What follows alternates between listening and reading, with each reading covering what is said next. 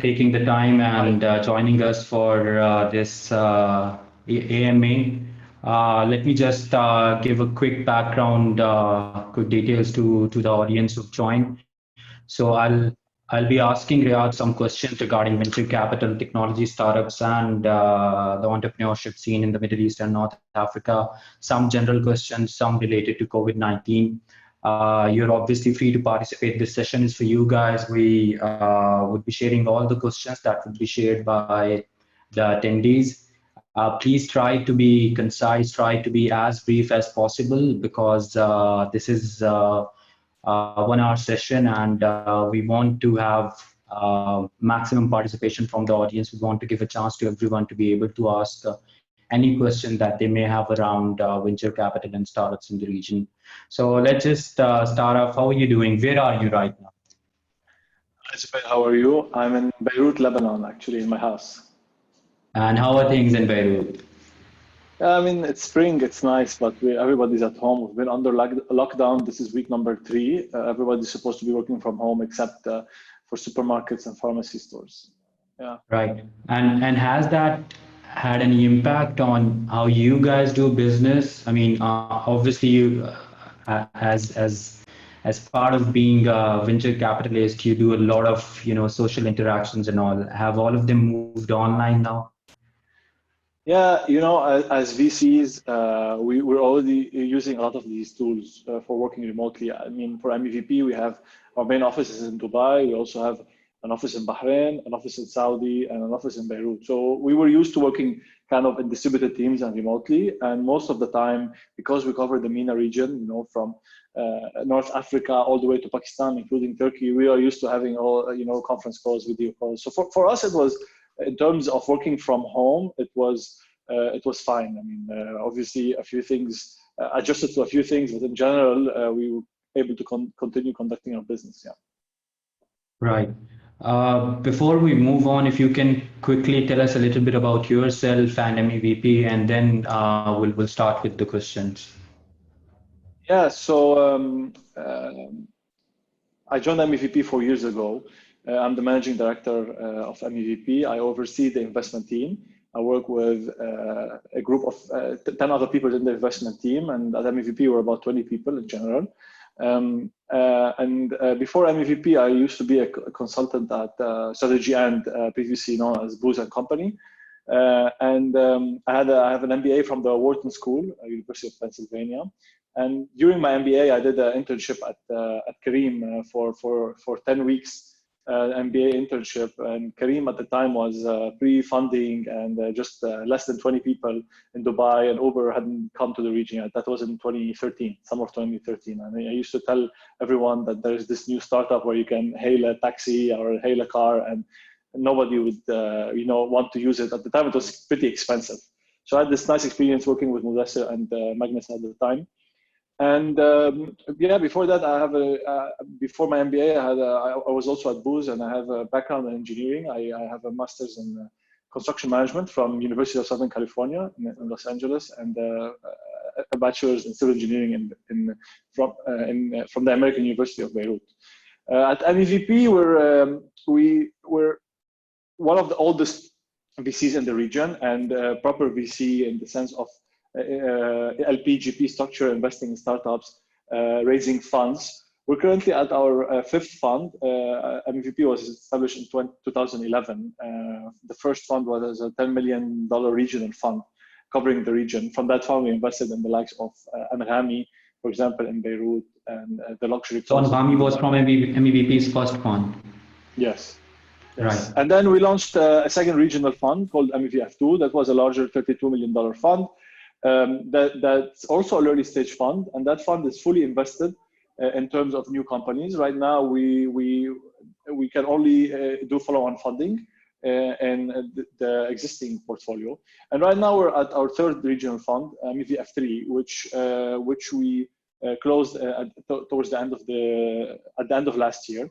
And that fund is a more later stage fund. It's a Series B fund, and I get a lot of questions all the time that why isn't MEVP investing in smaller companies or early stage? That's just because of the nature of the fund. So this fund has a later stage mandate. So we're investing $1 to $3 million, part of $3 to $10 million rounds. So companies need to have not only a product launched, the companies need to have some traction so that we invest in. So we often have to tell founders that, you're a bit early to us for that particular fund. Obviously, we had an early stage fund before, but that fund is fully deployed. We also have a Lebanon-only fund called Impact Fund. That fund is under the Circular 331 program from the Central Bank of Lebanon, which can invest in Lebanon. And that fund also has passed its investment period. And right now, we have dry powder to invest in the existing portfolio, but we cannot invest in new companies. So this is in a nutshell. We've invested more than 45 companies across the years, from countries from Egypt to Turkey, Lebanon, Jordan, Saudi, all the way to Pakistan, obviously Dubai, Kuwait, Dubai, Bahrain, etc. And we have a very diverse portfolio with a lot of founders from different countries. Right. And so the fund that is actively investing now is MEVP3 only. Yes, Middle East Venture Fund 3, which is a $140 million fund, Series B fund, meaning we're investing, like I said, $3 to $5 million in companies that are, I would say, past their product market fit, meaning they want the money to grow the business. Okay, they're not looking for money to build the product or build the team or test a product to a market and iterate. In Series A, typically companies in the seed and in the pre-seed, it's an idea, right? In the seed, it's an idea being built. In Series A, it's money to go to the market and start iterating the product, right? You have a product, you're not sure if you achieve product market fit. So you're iterating, you might change your product, you might change your market, you might change your business model, etc. For us, right now, we're investing in companies that have tested the product market fit and they know that this is the product and this is my market and this is the pricing and this is how I'm going to target it. Now I need money to grow my sales team, to grow my engineering team, to grow my geographical presence, but I don't need money to build the product or to build features or to test. This is for us what we mean by Series B. And yeah, we covered the region, right, including Turkey and Pakistan. And from that fund, as you know, we've done an investment in Bakia in Pakistan last year. Right. And when was the last deal that you signed? Was it before COVID-19? No, actually, we had two announcements made during COVID-19. I understand that the announcements were made, but I'm sure that the deals were actually closed a few weeks before. No, we actually announced when when we announced when we closed the deal. It doesn't mean the decisions were made during COVID-19, right? It's a process. Right. It takes anywhere from 6 weeks to 12 weeks to as a process, right? No decisions to invest were made during COVID-19. However, we are actively looking at some companies, and at least one of them, we're in a very advanced discussions right now. Obviously, the situation is dramatically changing, and we don't know how the next few months will unfold. We're monitoring the situation very, very closely. We're working with our portfolio companies, etc. We can talk about this later, I believe. However, yeah, the world as we know it changed, and we have to adapt to this change. This means there's a lot of, assumptions we have or realities we have that will change, but it also creates opportunities for in certain areas. Right. And are you engaging with all your portfolio companies right now, or are you only speaking to those which are struggling due to COVID-19 in different ways? Good questions. Yes, we are talking in different ways. The first thing we did is we sent out a survey to our portfolio companies and to understand what's going on, right, to see the status. Right. And we got quick feedback from the survey that things are alarming, right? And then we did so. Typically, funds, they distribute their portfolio to the different investment team members. So on average, each one of us follows closely with roughly 10 to 11 companies, right? We have more than 45 companies in portfolio. I don't follow all of them. Obviously, I'm involved in about 10 or 11. And each one of my colleagues right. is involved with different ones, right? So we immediately did, board meetings, one-on-one sessions, brainstorming sessions with all our portfolio companies to assess the damage. And we created actually a matrix of the situation per fund. So companies that are the threat they are being faced, the situation they are facing, as well as the previous outlook we had for the company. So if we believe that company had a great potential for the fund and it's facing a great danger due to the situation, let's say it's a travel company or a food business right now, that would place it in a bucket where we should place more importance over a company that is not being affected by the COVID-19 pandemic, or a company that was already not doing great, because every fund has a spectrum of companies not doing so well, companies doing okay, and companies doing great. And we at the end we need to prioritize our resources, which is time, money, and the connections we have to maximize the outcome for the portfolio. Right. And normally when you're making investments, I mean, this has nothing to do with COVID-19, but as a firm, as a VC firm, when MEVP makes investments, you made it clear that right now the active fund is MEVF3, which invests in later stage companies, Series B and beyond. But when you're making these investments, what are some of the metrics that you look at? So for example, if it's a mobility company or a software or an enterprise software company, what is it that you would be looking at to be, to drive the conversation forward? I'm just talking about initial metrics that you look at. Forget, the due diligence and all of those things.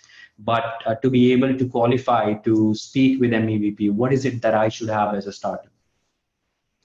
Yeah, look, we don't have a hard criteria. It's fluid. It depends on the business model. It depends on the market. It depends on the status of the companies, right? We have companies that have raised Series B more than $20 million, not from MEVP, from other funds in Europe that are. Right. It's a Dubai-based company, by the way, that are monetizing, and they just cost $1 million per year. And we have companies that we will not invest until they reach $1 million or $2 million. It depends, right? So if you're an e-commerce, for example, business, or a business that's addressing a large consumer market, we need to see a large GMV figure.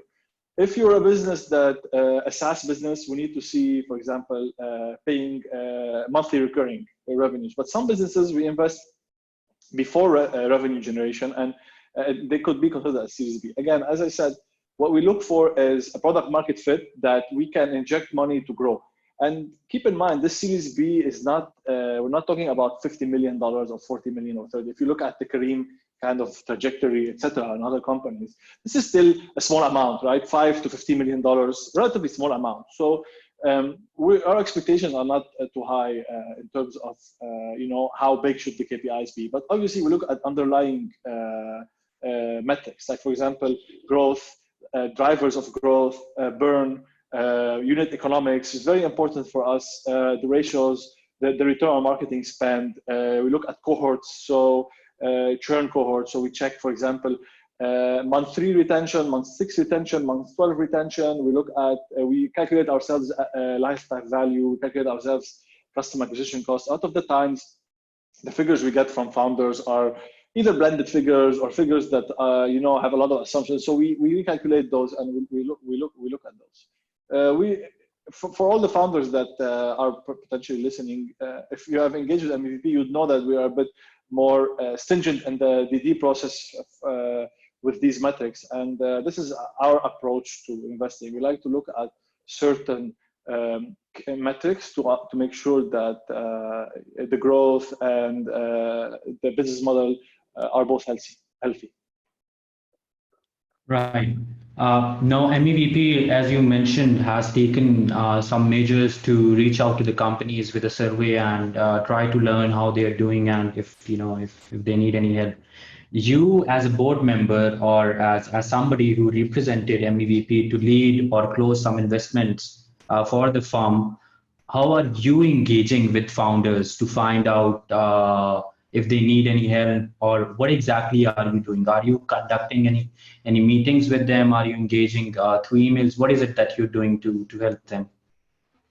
Yeah, it's calls, Zooms, WhatsApps, and board meetings. Yeah, we've done board meetings, and for the board meetings, it's about making decisions. And as board members, this is when our role, from advisor or someone who says you should do this or look at this, is when you have to have skin in the game and make a decision.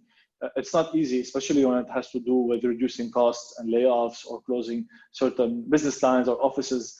But at the end of the day, you have responsibility for the company for it to survive, and even if it means making hard decisions. As VCs, we are not used to these type of decisions because our companies face problems all the time. As any board member in tech companies or any executive or even employee in startups knows that every day is a challenge and things can happen that can disrupt the market quickly. So what we're facing now is a systematic problem across a lot of the companies and a lot of the portfolio. In tech and non-tech, by the way, obviously everyone's affected globally. However, we are not used to, we are not new to bad news, and this is when, as board members, we have the responsibility to give the rational opinion rather than the emotional, because CEOs and founders, they know the people, they work with their startups, they know everybody. It's hard for them sometimes to accept that they need to let go of certain people, or cut costs or deliver bad news, etc. The other board members are either independent board members or members who are not don't know everybody by name or don't know all the employees. So this is when the job of taking a rational and having a rational opinion and taking a rational decision and helping the founder, come to terms with such a decision and such a reality. Right. And in terms of this crisis, now MEVP is one of the very few VCs in the region that is investing from Dubai and Beirut to all the way to Pakistan and Turkey.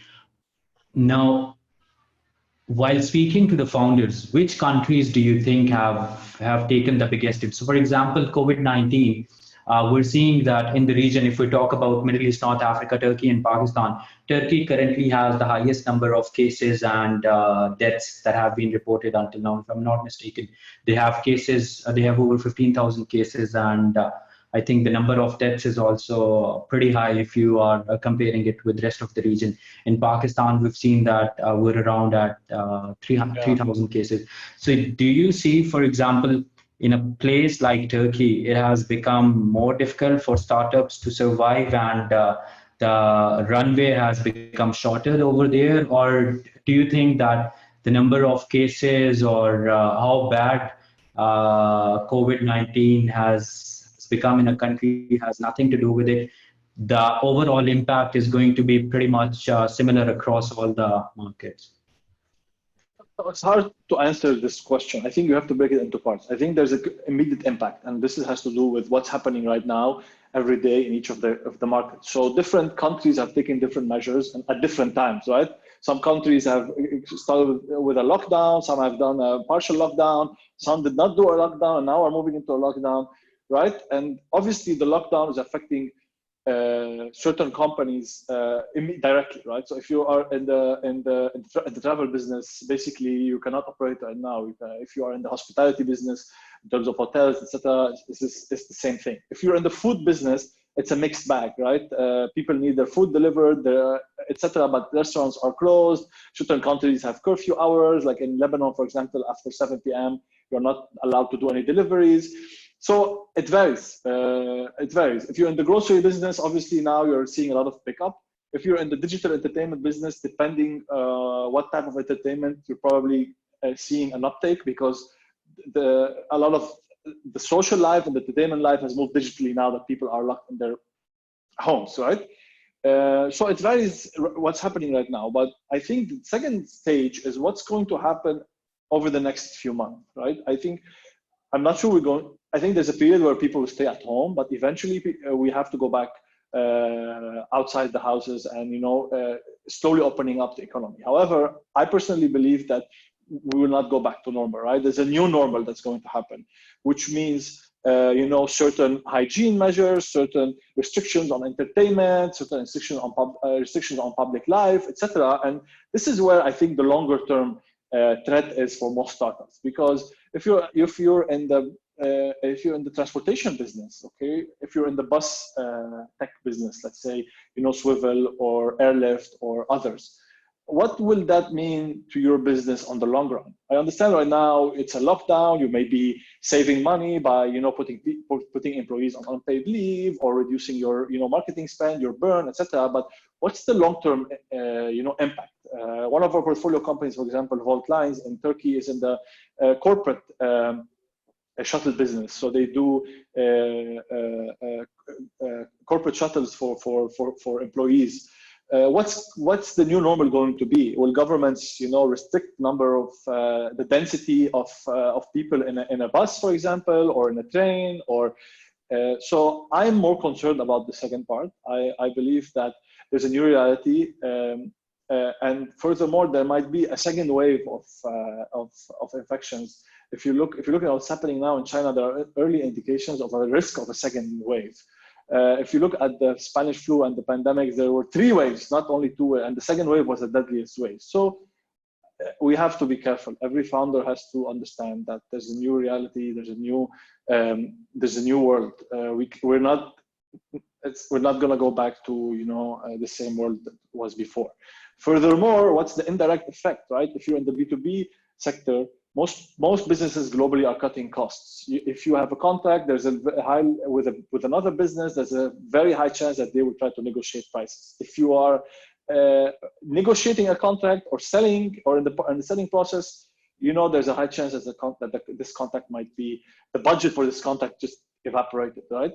So I think there's a tough period ahead. This is a time when founders, managers have to take rational, drastic decisions to ensure that their business survives on the long run. Now, as investors, it doesn't mean we're no longer investing money or no longer in the business of being a VC. In fact, our funds are MEVP is very active. We are looking for we're continuously looking for new investments, and we will adapt to the new reality.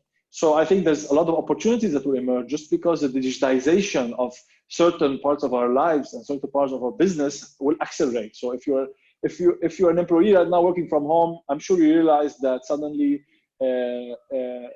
your company is adopting digital tools to work remotely much faster than it did before, right? Same thing for entertainment. Same thing for communication. So there will be opportunities for us to invest in along the lines of e-health, e-education, digital entertainment, etc. Right. And when you talk about some of these companies, getting a lot more business than they used to before COVID-19. Companies like Nana in Saudi and grocery startups almost all around the region. You've obviously backed Nana. Yeah. You were in their previous round too. Do you think that they will be able to win consumers for the long run? Or do you think that consumers are going to switch back to the conventional channels when all of this is over? Yeah, good question. Good question. We invested in Nana and other tech businesses with the belief and the conviction that there is a transition happening, right? And consumer habits and consumer demands and business demands also are more, need technology. So, for example, getting your grocery, your chores delivered home, or communicating via video, for example, or watching, or getting music streamed, etc. This transition we believed it was bound to happen. What happened with the pandemic right now is certain things accelerated and certain things, got completely blocked. will consumer habits go back to on the macro picture? No, I really believe that eventually we are moving. We were moving anyways to this type of consumer habit, and this only accelerated certain habits and broke down barriers. So if you were a store that did not want to, do online business, or you didn't want to partner with a grocery store, or you didn't want to accept online payments, now the new reality is forcing some of these businesses to do that, and it's helping all parts of the business move to becoming digital. Right. So, I mean, if you talk about it in, I mean, if you look at the overall picture, it might just result in, a very big change in consumer habits and a big acceleration in adoption of these technologies, which would eventually turn out to be beneficial Yes. for a lot of the companies. Now, Yes. MEVP has a very diversified portfolio. I've I've been keeping an eye for quite some time, but I was looking at it before our call too. It seems that you have a lot of those companies which are doing really good right now. Their business has increased because of COVID-19, and you also have a decent amount of companies that are struggling. Now, those who are struggling, do you think that it is a good idea for them to be able to look at their business models and think if there is room to pivot, or do you think that they should wait for things to get better and then try to go back and see if they would like to just continue doing what they were doing, or make changes? Yeah, great question. I think it depends. First, I would not recommend any business to pivot what it's doing just to take advantage or to try to survive in the short period of the lockdown, right? We're seeing a huge pickup now in grocery startups, different startups offering groceries, etc. Of course, we'll see that, but this is kind of a knee-jerk reaction. I think what the startups and the founders need to think about the new reality after the lockdown, right? The world after COVID-19. How will consumer habits or business habits change, and what will that mean to your business? If travel will be significantly affected, or the entertainment business or the event business significantly affected over a period of 12 months or 18 months, how can you operate in this world, and what's the best pivot, if you want, or adaptation to this new world? This is what I would recommend the startups look at, not the 2 or 6 weeks that the lockdown will force, but rather how can you operate now that certain health standards or hygienic standards are requested, or for example, Right, if you're no right. if there were no if governments will start demanding certain requirements like no public gatherings, what will that mean for your events business? Or if it's Right. like we talked about the mass transportation business, or the impact on the business world, like there's a very high chance that we'll see a downturn in the economy. Obviously, we are seeing some of the numbers coming from the US. The whole world is suffering from a complete freezing of business activities. So there will be secondary effects that will hit your business. A lot of people will no longer have discretionary income like before. A lot of people will be out of jobs. A lot of companies will be cutting costs, etc. How will you survive in this environment? Yeah, so we're trying to see, and it's harder for some companies compared to others, but I'm hopeful for most of them will find it. Right. Okay, we'll start taking questions from the attendees. The first one is from Adnan. We have a B2B e-commerce startup in UAE launched in December 2019. Our target customers are small businesses like groceries, mini marts, restaurants, and cafes. Our GMV jumped over 50% from 400,000 dirhams to 625,000 between February and March because of COVID. That's what he's saying. We're self-funded so far and haven't spent a dollar on digital marketing due to budget limitations. I have two questions. While we remain bootstrapped, should we try to increase GMV by compromising on gross profit, or keen on maintaining the current gross profit? Just a second.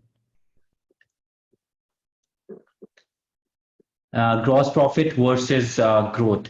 And then his second question is this a right time for us to, sorry, there is something wrong with, is this the right time to approach VCs given the current slowdown and regional uncertainty? So he Yeah. has two So questions basically yeah, around his business. yeah, on the first question,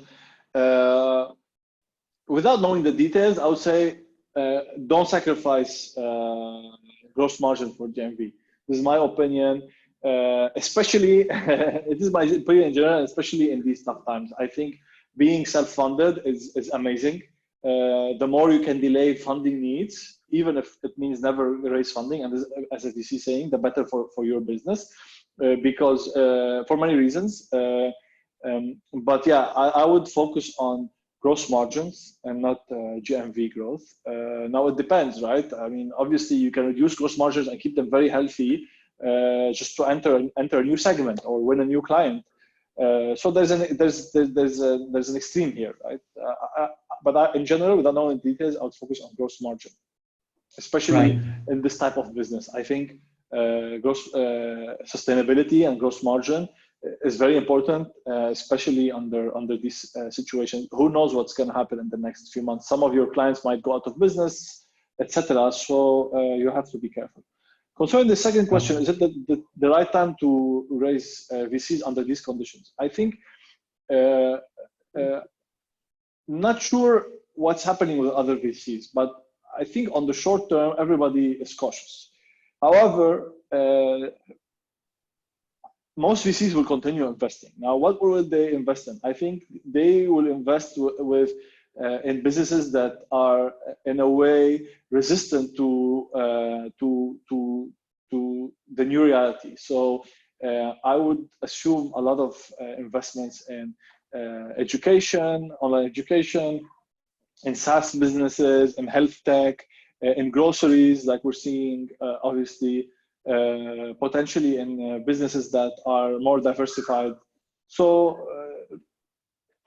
yeah, I mean, if you are ready to fund, if you are going to fundraise anyway, there's no reason why you shouldn't right now. If you believe you have the right story to sell and the right team with the right traction, you should engage with investors. But you should keep in mind that what's on the back of their mind right now. Right. We also have a similar question. I think you've partially answered this, but let me just ask you again. It is from the audience. At this time, are VCs more focused towards putting more money into their portfolio companies, or they're looking actively for new investments? I mean, you cannot obviously talk about the others, but what is MEVP doing? Are you trying to support your existing portfolio companies by putting more money into them, or are you actively looking to make new investments? Yeah, like I said, so the way most VCs are structured is they are fund managers, right? So like I said, we have MEVF, MEVF2, 3, and impact fund. So we have responsibilities towards the startups and the investors of each of the funds. So on a fund by fund level, it depends where the fund is. So, but in general, we are spending right now more time supporting existing companies rather than going out there and looking for new investments. However, we had a pipeline of startups we were looking at, and this will not change. I mean, we're, like I said, in very advanced discussions with one startup and in deep discussions with at least 2 or 3 others. This will continue. We are doing first meetings right now. I mean, this will not stop. Our business is to find good investments and help them grow. And we've been fighting tough external conditions since we started. We will not stop right now because our focus shifted somewhere else. Or now there's always a risk that if you are a fund that is currently fundraising, what's going to happen, or what's going to happen to your commitments. So the way we as VCs work, we have commitments from our LPs. They did not put the money in our bank, right? We do capital calls, and will someone default on their commitment, or decide that actually we no longer want to commit $10 million to your fund? We're sorry, but the world changed. Maybe, but right now we're in a good spot. We are taking certain precautionary measures internally, and we are careful. The way we tell our startups, we're behaving the way we're telling our startups. Be careful on your costs, renegotiate everything, cut unnecessary expenditures, remove non-performing employees, rationalize your costs across the board. So tough decisions are needed. Right.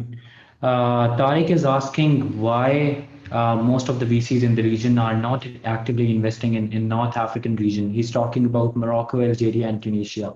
Does it have something to do with the regulations, or it's more about not being able to find the relevant opportunities over there? Good question. I asked myself this question a few times. I think look, the MENA region is not a uniform region, right? From a culture point of view, from a market point of view, you have kind of Egypt, and you have the GCC, you have the Levant area, and then you have Pakistan and Turkey. And I would say North Africa, excluding Egypt, is another market. And North African startups typically have a big focus on Europe. Okay, they are closer to Europe. They talk to VCs in Europe most of the time. Many of them are operating in French, and they want to raise from European VCs, especially Spanish, French VCs. They want to go to Europe, etc., which is fine. I think it's just a proximity thing. Just a proximity. We're right now looking at startup, by the way, in Algeria. A very interesting startup in Algeria covering French-speaking Africa. I would like to see more, but just the business ties, the culture ties, the geographic ties are not as strong, honestly. So I'd love to develop more, maybe some programs or some initiatives that will help bridge this gap. Right, but you keep receiving opportunities from these three countries, and you do look at them, but end up not investing. This is the case right now. It's not like you don't consider opportunities from there at all. Like you said, you're speaking to an Algerian startup right now. So the startups over there can obviously reach out to a MEVP and potentially pitch. Of course, they do all the time. We see startups all the time. We'll happily invest. Some jurisdictions we're not very familiar with, like for example, Algeria and others. We need to build that network for us. First of all, to be able to do business there, right? What's the right setup? What's the right legal structure, etc. Second of all, to be able to support these startups. At the end of the day, we would like to be a bit active and support the startups. We don't have the best network there, and we certainly don't have a very strong network in Europe where they want to grow. So it's hard for us to support them as much as other VCs. So typically they would go to European VCs for investment, at least the big ones. Right. Okay. Dennis is asking, we have a product that solves a big problem in the UAE. Our business is 100% scalable. We're currently working on our business plan and therefore go through all the numbers. What do we need to get where we want to go? Is there an investment limit in an early stage phase? I'm not really sure if I understand this question. If I understand this question. Go ahead and answer. I think what he's trying to ask is perhaps. I understand the question. Look, business plans, I think probably the tech world and the VC world has came to agreement that business plans are a bit not needed as for super early stage startup. It's very important to build a vision for your company, understand what needs to do it, do like a business plan canvas, etc. But building a 30-page business plan and getting consultants or private independent consultant to do it is not. I think it's not needed. I highly suggest you try to launch, you try to build a product, you try to test as quickly as possible, see what's working, what's not working, understand your market, try to reach product market fit, rather than trying to plan and build. And if this business will need $10 million just to start, it's going to be really hard to find investors for this, at least the VCs. Usually, you can, look this up anywhere. Usually, you need to start with your own money. Okay, put your skin in the game, then put your closest people, in bed with you. All right, your parents, your friends, your spouse, etc. They need to be invested. They are the people who know you the most and believe in you the most. If they don't invest in you, you already have a problem, right? Either your business is wrong or people don't trust you enough. Then get your colleagues, co-workers, ex-professors, what the so-called friends, family, and fools around, right? These are the people who believe the most in you. They know you the most. They know your potential. They believe in what you are doing because they work with you. They live with you. They've done business with you, right? They've studied with you.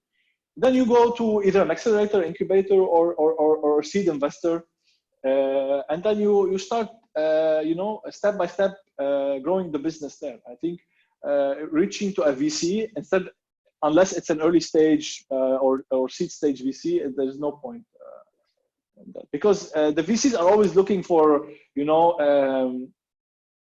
we get hundreds of applications a month for investment. It's very easy to dismiss an investment. So people look for, oh yeah, this is very early, or this is outside our geographic scope, or this is outside our mandate.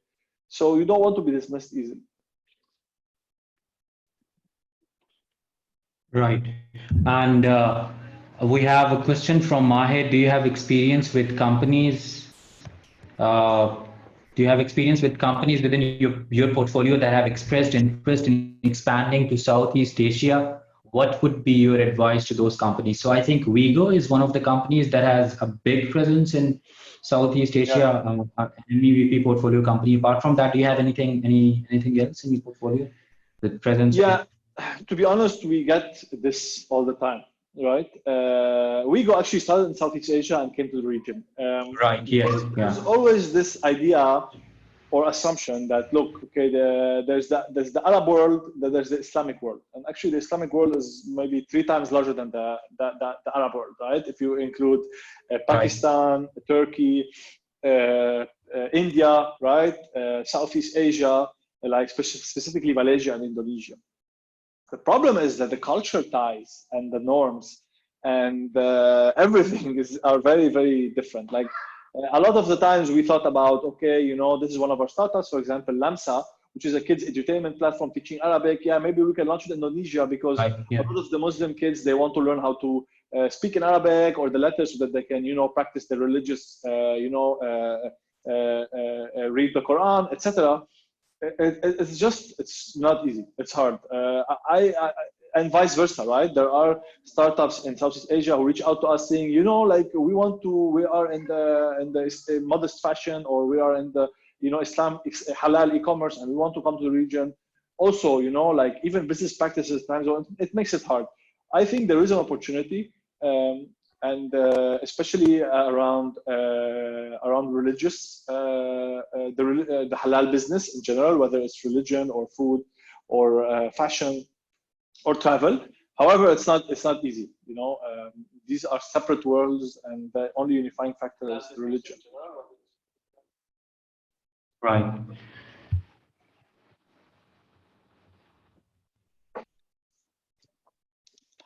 Okay, this is an interesting question. I think I know the answer, but obviously I'd like you to share your feedback. Does MEVP tend to take control over management in case of a real business opportunity but poor management? When we invest, we always take minority. We have minority protection, meaning certain decisions have to be approved by the preferred investors. Sometimes it's only us, sometimes it's with others. Now, if things go wrong, it's really hard for us to take over because we don't have the capabilities to take over. Sometimes we've brought in external people to take over the company, meaning a new CEO or new management. This is what's meant by takeover. I mean, we cannot force someone to sell their shares or give us their shares, right? But in a rare case, we have actually stepped in and taken an interim CEO of one of the companies just because of founder let's say malpractice, if you want, and then we transitioned to a new CEO and eventually exited the company. But this is not the rule. This is an exception, and it only happens in rare cases where there's a breach of shareholders, and the laws and internal laws are very clear on this. It's hard. We don't have the right to remove management or don't have the right to change management, etc. Oh, this is interesting, but I mean, for example, if you see that a portfolio company of yours where you hold a significant amount of equity, like let's say you have 20%, you own 20% of that company, and you see that the CEO has been making some very big mistakes that you probably advised him about multiple times. You sit on the board of that company, you represent, you have representation on the board. What is it that you will do if you see that the CEO is not listening to you? It's a tough question because the CEO doesn't have to listen to me, right? There is a board, and let's say the board is recommending something and the CEO is doing something else, right? But typically, founders have control over the board also, by the way. So typically, what you see is that most companies, unless it's in Series B or C, the founders and the founding team have control on the board. So yeah. So if in the rare event where the founder is not listening to the board acting, there are certain legal provisions that could be taken, like for example, changing management, etc. But I have not experienced this. Luckily, we work in a certain way where we operate as a team, and things are clear and expectations are well managed. But yeah, it could happen. And look, honestly, when you reach this point, you're already as a company in trouble, right? And the investment is in trouble. And at this point, like if you have to open up the legal docs and see what the shareholder agreement says, etc., you've already lost collectively, right? So we try to avoid these things. Try to not get there. But yeah, the board meetings can be heated and discussions can happen, but at the end has to be decisions have to be made for the best interest of the company. Right. You've partially answered this, but I think we got it on Facebook. So if you would like to add anything, I actually get this a lot on LinkedIn. I mean, even though I have nothing to do with investing, I just run MENAbytes, but I keep getting this a lot that we have an idea and would like to raise VC. So if you can please tell people how this works. Can I actually raise money for an idea? I think the answer is no. You cannot raise money for that idea. Especially some people want to raise money for an idea while keeping their job. This is like also a no. So look, ideas aren't worth much. Like whatever you've thought about, someone else has thought about it, and someone else is already starting to doing this. And right. You can check this for most of your ideas if you have ideas.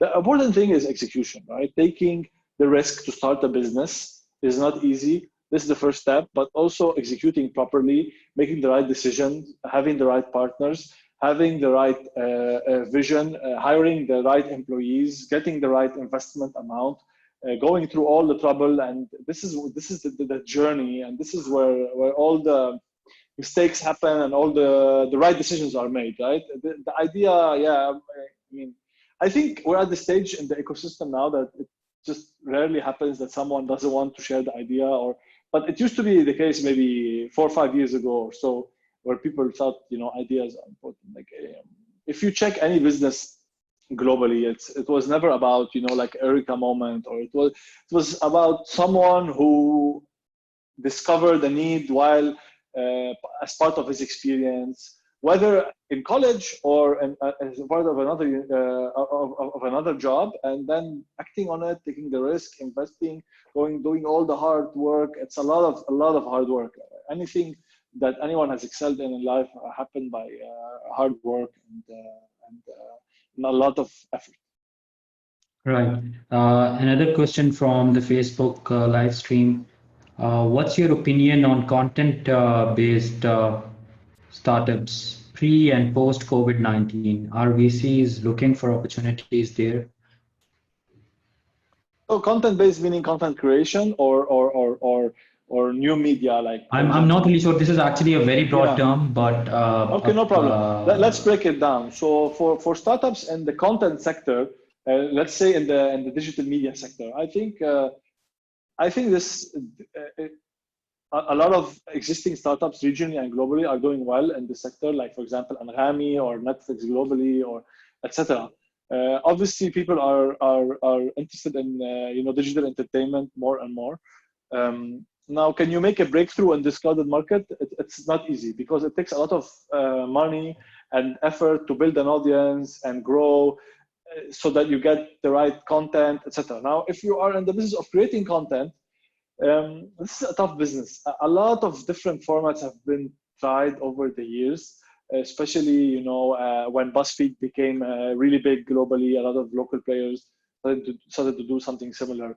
Um, Content in the region, especially in Arabic, lacks, and there is one could argue that there is a need for more content, whether it's written or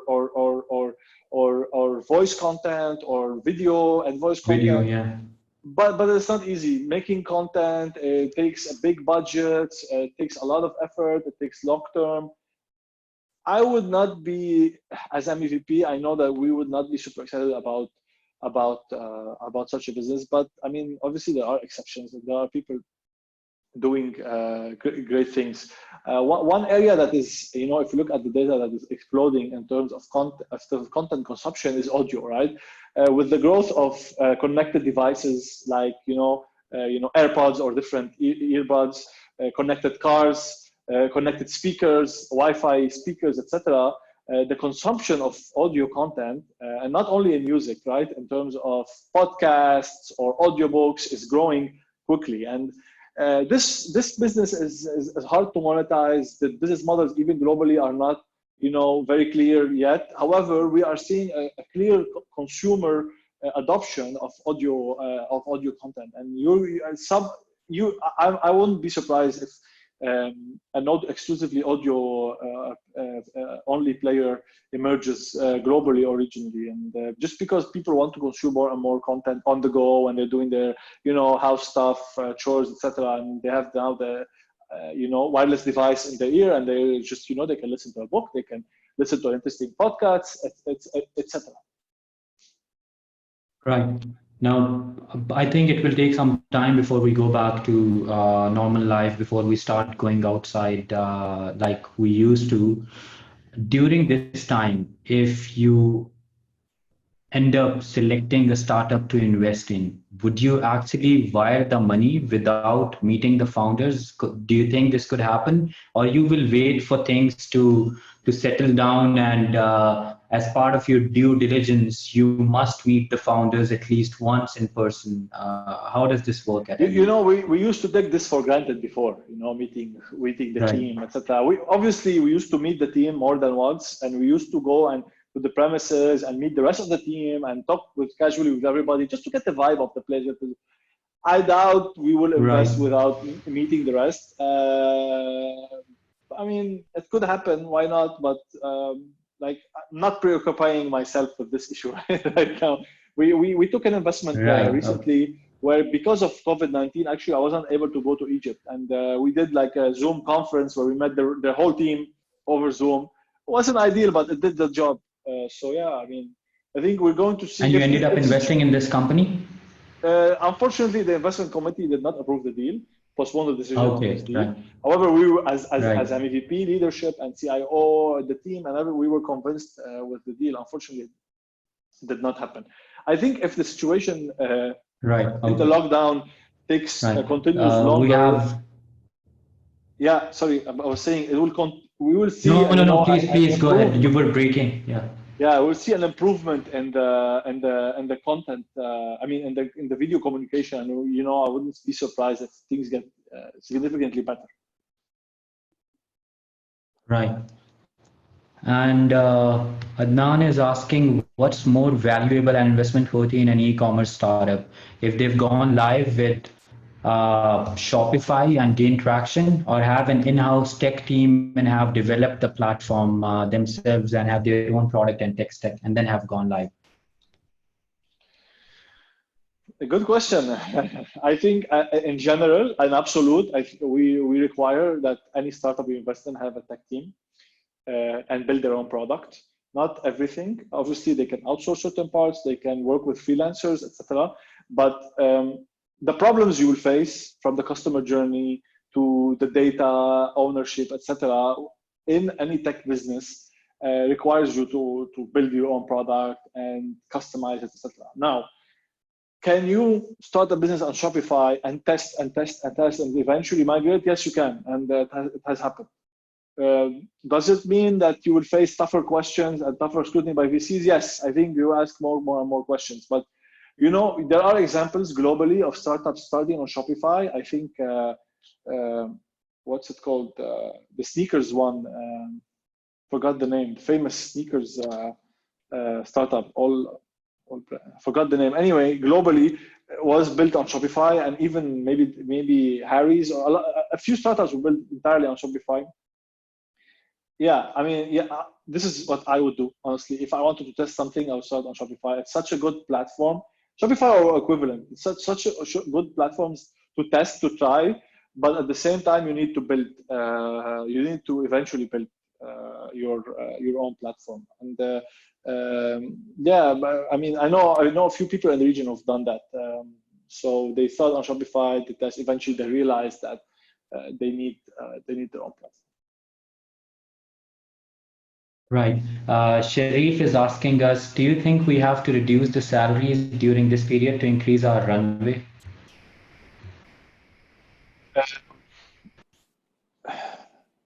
Yes, I think. Look, it's really tough. I don't want to sugarcoat anything. The situation doesn't look good. I really believe that we are facing a new reality. Who knows what the expectations are? Unless you are extremely well capitalized, I think you should communicate to your team. Reduction of salaries does always, demotivates people, etc., including myself. Okay, I've been through reduction of salaries in my life. I know how it feels. I think a true leader and good leadership comes from right communication with your team. For example, one of our startups had faced this issue before COVID-19. They were going through the revolution in Lebanon, and then the capital controls and all this mess, and the business was almost zero. So the CEO asked me, what should I do? I mean, we cannot survive. We need to reduce our staff, or we can, reduce their salaries. I said, why don't you ask them this? Why don't you? Why do you make it your problem? Make it everyone's problem, and as a team, come and decide. So he had he did a all hands meeting with the staff and told them, look, the situation is the follows. It's not any of your people's fault. It's externality and new reality to our business that we are facing, and we're not on a sustainable path. So we need to take action. And how do you suppose we go about it? And they agreed on actually taking unpaid leaves, working like 50% of their time, depending on their functions, and taking unpaid leaves, basically, essentially. And the motivation of the team did not go down. Now, what did that mean? It meant some people were working freelance, some people were focused on their families, some people focused on a hobby, some people took an online class, etc. Eventually, some people left. Obviously, not a lot of people can sustain, a half salary or, a 25% reduction on the long term. But it also meant that it wasn't like a blow on the team and, a decision that you leave, you stay, etc. So I would advise leadership in these situations. Like take the hard. Of course, if somebody is not performing well, or whose salary does not justify the returns the company is making, you should think about letting them go. And but for the rest, if it's really not black or white, it's a random decision. Maybe you should. I suggest including the employees, asking for suggestions on how we can reduce cost, how can we get out of it as a team. But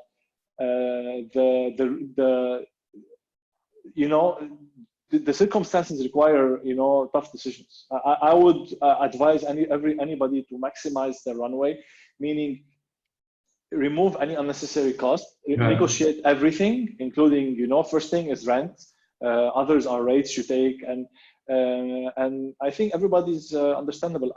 I'm personally doing it for my personal life. I just renegotiated my rent, and I should just wow, okay. Right. yeah, I should, yeah, because I'm facing difficult also financial circumstances as a larger family. So it's tough times, and people need to take the tough decisions. But how you deliver this decision and how you come to this decision, in my opinion, is equally important, because employees need to know that this is a teamwork, and this is a company that they are building together, and the good days and the bad days. Yeah. Right, absolutely. I completely agree with that. Communication is very important, and especially in, conveying this type of decisions. They sometimes could be misunderstood, even though your intentions, your heart is in the right place, but people could obviously misunderstand you. Sanjeev is asking, will COVID have an impact on December 2019 valuation of the portfolio companies where MEVP has invested? Good question. I don't know who Sanjeev is, but yeah, look, December 2019. So right now we're going to this exercise, honestly. And yeah, of course. And when you do these things, the technicalities for accounting is that, there's, you are doing the valuation of the last year, right? And it's linked to the performance of the last year. However, there's something called, in accounting, it's called, I forgot the term, but basically an event that happened after the date of the reporting, right? And you have to take it into account. So yeah, for some startups that are facing a tough situation, I mean, it's our duty to our LPs to inform them of this, and we've already communicated with our LPs, which means our investors in the fund and our startups. For our startups on how we can support, and for our limited partners on how we're managing the situation and how the realities we will face. So yeah, we might impair some investments. We might. Yeah. Right. This is the last question from the audience. I think we'll just stop taking questions after this, and I'll have two questions in the end. What do you think about private-public partnership startups? Is it not the right time to help governments surpass this COVID-19, cities, electronic municipalities, government to citizen, citizen to citizen? Honestly, I've never heard of a private to public partnership in the startup world. Maybe it happens, and I don't know, but it's just not used this way. But I understand. I think the underlying question is, startups working with government, and how startups can help the governments fight this. I think that's what he's trying to ask. Yes. I think there's one of the opportunities that's emerging now post COVID-19 is the governments now are scrambling to understand how they can utilize their resources, how can they run ministries, how can they manage the epidemic, how can they reduce use IoT, Internet of Things, to reduce the spread of virus, etc. And this is an opportunity where startups can actually tell the government, okay, now you need to think about the digital future, and about seriously e-government. It's no longer, oh yeah, nice to have. It's like a must-have now to run the government, right? And this is a clear opportunity for startups to go and get some contacts from the government. Obviously, dealing with the government means taking time to come to decisions, etc. But the pressing situation now is an opportunity to sign contracts quickly. In fact, one of our startups is working with a local government to create a system where if I get tested positively for COVID-19, God forbid, they immediately can know who I have been in contact with and inform them that, for example, Zubair, you're in close touch with Riyad. Please be alerted that, so one of your contacts, obviously anonymously, was tested positively. So you should quarantine yourself, or you should come to test yourself. It's happening in Pakistan, by the way, and it's and one of our startups is building an application for a local government on such a service. But I see a lot of opportunities now beyond COVID-19 specifically, but in a new world where governments and hospitals and schools and everything needs to be somehow be managed digitally, be run digitally, be conducted digitally, and yeah, this is the time to shine for startups. I think I'd like to add a quick comment here. We're seeing a lot of this already happening in some of the countries, where in some of the markets in MENA, where governments are actually turning to startups to take their help. In Pakistan, in Jordan, for example, Jaoudeh and Abou have helped the government develop the digital education platform in almost no time, using their own resources at no cost, as far as I know. Atibbi, one of your portfolio companies, is doing great work in Jordan and Egypt, helping providing patients with consultations. Visita is doing good job. Ola Dark in UAE. So I think a lot of these things are happening already. But obviously, and one interesting thing, I was speaking to a founder yesterday, and he told me that these conventional players, the big, for example, retail giants, they are finding it very difficult to develop technology in this short time, but the startups are equipped with the right resources to do it. So they are turning to these startups to, partner with them and help them deal with this. For example, in Saudi, I think the entire logistics has moved to digital companies, technology companies, Marsul, Lana, and a lot of other startups that are helping government, especially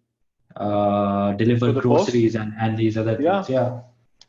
Yeah, obviously the startups are more nimble, quicker to act, they can adapt quickly, and before there were barriers for big corporates and governments to work with startups. There's compliance, there's IT, all these things that big corporates worry about, which are fair.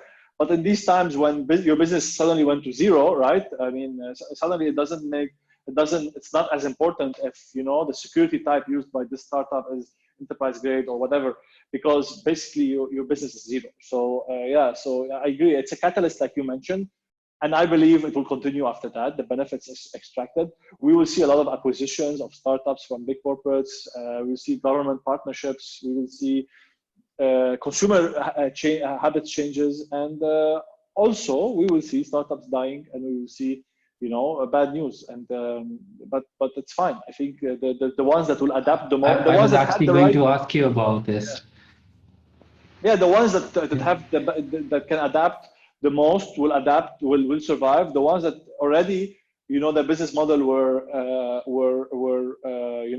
from the beginning designed for such a scenario will survive, and the ones who cannot adapt or will have to change their business or disappear. And I think this is what we will see.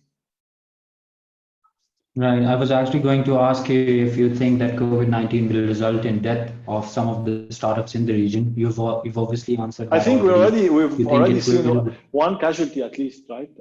Official one startup announced the modest shut down. So I think yesterday or the day before they announced it, and yeah, we'll see more. I see. Okay, yeah, we will see more. Okay. And look, some startups, Zubair, were going to die anyways. It's normal, many startups die, right? So the death, the trajectory will accelerate, but also unfortunately, some will be victims just because they didn't have enough funding or they didn't adapt too quickly, and it's unfortunate, but it will happen. And some will benefit from the situation. Some will adapt. It's going to be an interesting period. Hopefully, the ecosystem overall will benefit across the region. I'm hopeful that the ecosystem will benefit just because of the things we talked about, like corporates, government, adaptation, consumer trends. However, it will not be without pain. Right. One last question. Thank you so much, Riyad, for entertaining all the questions and taking all your time to answer them. What would be your advice to startup founders in the region, especially related to COVID-19 and the economic downturn that we're probably going to enter in a few weeks? So your one quick advice to founders, employees working at startups, and investors? I will not give advice to investors, but to founders, I would say, look, you cannot change reality. I think you have to accept reality. The reality that the facts we know right now is 2 billion, 3 billion people are at home. Okay, restaurants are closed, malls are closed, retails are closed. Okay, oil price is, almost rock bottom. Yeah. These are realities like gravity cannot escape them, right? There will be an impact on the business world. Companies in general will shut down. This consumer spending will contract. A lot of people will be unemployed. It's going to be a hard period. You have to be ready to face these circumstances. All right. Let alone, that your business could be affected directly by the new reality, like we said, post the pandemic. So you have to maximize your runway as much as possible, and try to adapt your business model. Don't try to fool yourself or buy time or believe that things will go back to normal. There is a new normal, and you have to be ready for it. And it means communicate properly to your team, be honest to yourself and to your business, take the rational decisions, and hope for the best. Right. And what would you say to employees at different startups? Should they prepare? Should they prepare for something really bad? Look, I think whatever happens, it will never be the end of the world. Okay, I'm sure we all know someone who lost their job and then life came back to normal.